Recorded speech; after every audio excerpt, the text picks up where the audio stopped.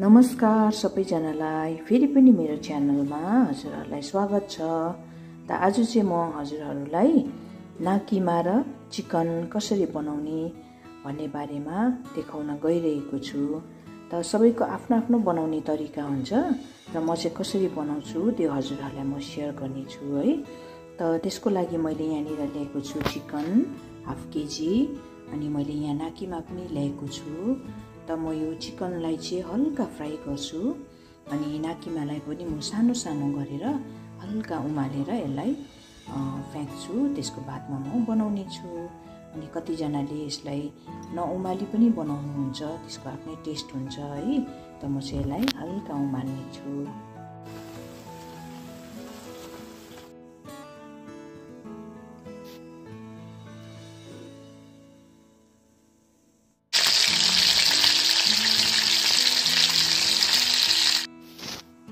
त्यसको बादमा मैले यहाँनिर टमाटर, लसुन, अदुवा र प्याजलाई छिलेर राखेको छु।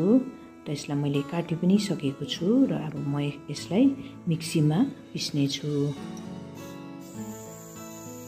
र अब चाहिँ म पकाउन गइरहेको छु।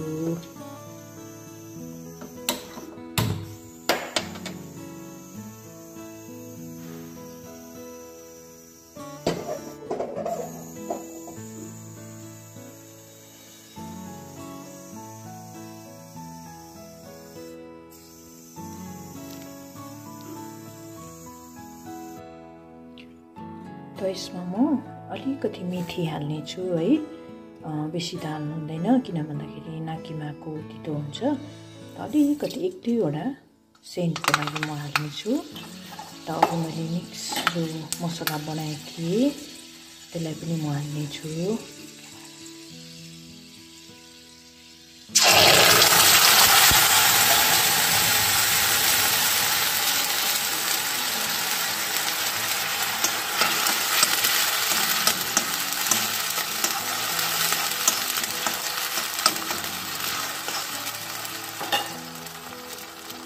अब यसलाई हामीले राम्रोसँगले पकाउनु पर्ने हुन्छ।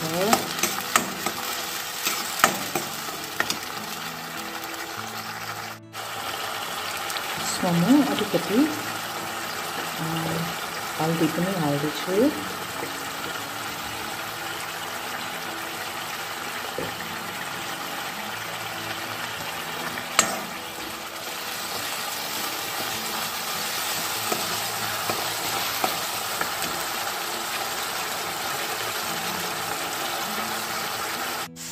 त यहाँ हेर्नुहोस्, तपाईँहरूले मेरो मसला एकदमै राम्रोसँगले पाक्यो, यसले तेल छोड्नु थाल्यो। त अब म अघि फ्राई गरेर राखेको चिकनलाई हाल्दैछु।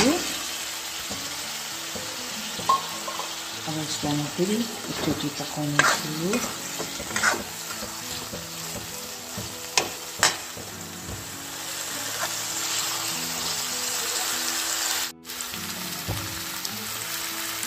म यहाँनिर अलिकति धुलो खुर्सानी र धनियाँको पाउडर पनि हाल्दैछु।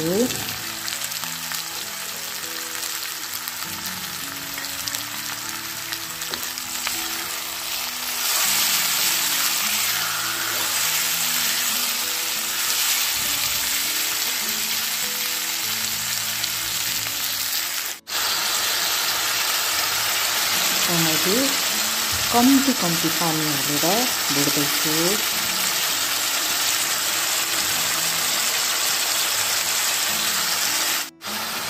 अब यसमा म अलिकति गरम मसला अनि यो चिकन मसला पनि हाल्ने छु।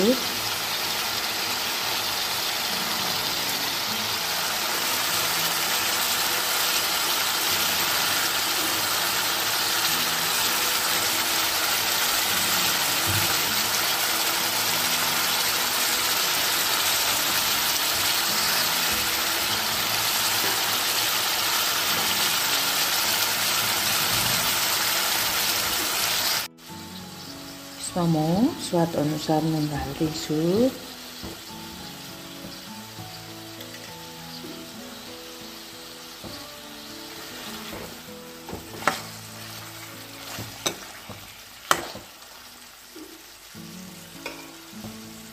यसमा म पहिला अलिकति ग्रेभी हाल्नेछु। त्यसो गर्दाखेरि चाहिँ नाकिमाको भित्रभित्र पनि त्यो ग्रेभी पर्छ।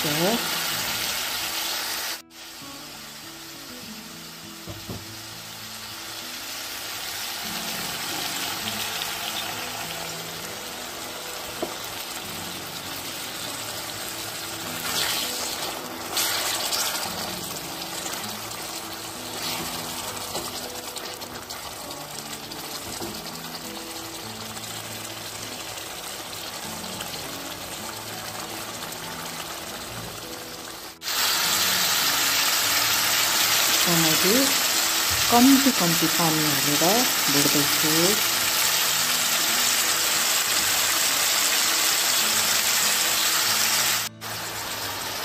यहाँ हेर्नुहोस् त मेरो नाकिमा र चिकन अलमोस्ट रेडी भइसकेको छ। त म यो माथिबाट एक दुईवटा हरियो खोर्सानी मैले चिरेर रेडी बनाएको छु। यो हरियो खोर्सानीलाई पनि म हाल्नेछु।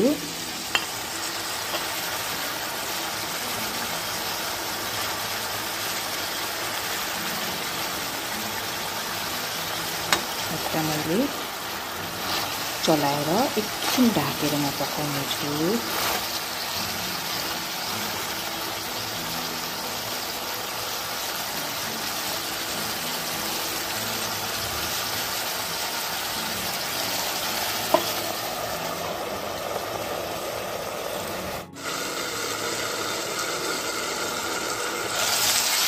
मेरो नाकिमा र चिकनको सब्जी रेडी भइसकेको छ। यो एकदमै राम्रोसँगले पानी सुकिसकेको छ।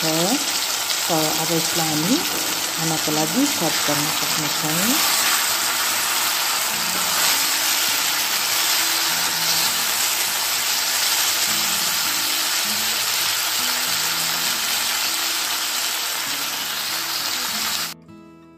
त यहाँ हेर्नुहोस् त मेरो नाकिमा र चिकन रेडी भइसकेको छ। त मैले माथिबाट अलिकति धनियाँ पत्ता पनि काटेर छरिदिएको छु। त यो थियो मेरो आजको चिकन र नाकिमाको रेसिपी। हजुरहरूलाई कस्तो लाग्यो? यदि मन परेमा लाइक, सेयर, सब्सक्राइब गर्न नबिर्सिनुहोला। फेरि नेक्स्ट भ्लगमा भेट्नेछौँ। थ्याङ्क यू सो मच सबैजनालाई। Bye by.